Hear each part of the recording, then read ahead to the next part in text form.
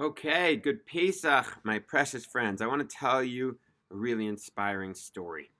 So it was 1943 in Auschwitz, and Pesach Hochnitz was one of those enslaved by the Nazis, Yamach Shemam, may their memory be erased, in Auschwitz.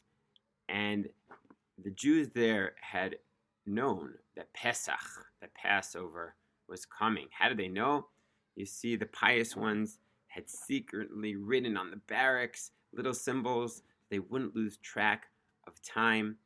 And they knew Passover coming, the time that we pray for the redemption, the time that our ancestors were redeemed.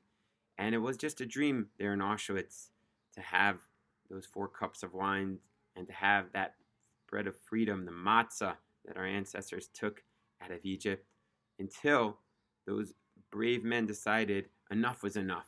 They were going to defy the Nazis and they were going to eat matzah. So the plan was brewed every day. The bakers in the camps would take a little bit of extra flour and they would put it to the side. They would guard it from chametz, which is any food which we're not allowed to eat on Passover. Very, very, guard it very, very well, until one night the baker snuck in and he had already koshered the oven for Passover, for Pesach, and he quickly made those matzahs. He had 5 matzahs in his hand and he snuck back to the stinky barracks.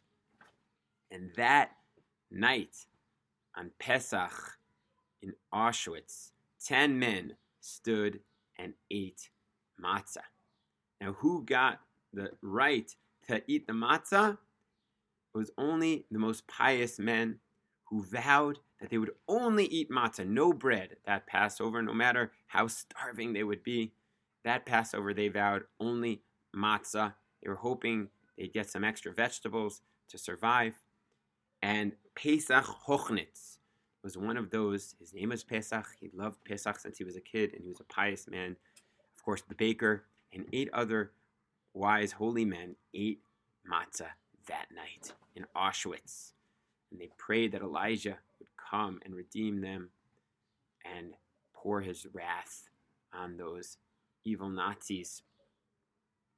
And for 7 days, they ate nothing but matzah and water. That half a piece of matzah, some of them ate it right away. Pesach had a little bit every day. They didn't get any vegetables. They gave their chametz to their friends who were happy to take it. Finally, on the last day, they were so starving, the rabbi ruled that on the final day of Passover, since it is only rabbinical and it was a life-saving type of a pikuach nefesh, a life-endangering situation, they could eat matzah. But that Passover, they stood a little bit taller.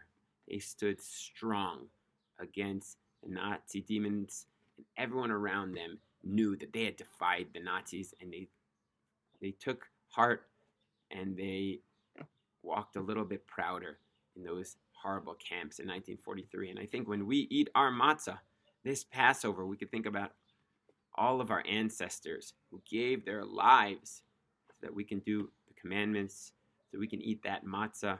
The Kabbalah calls the matzah of faith.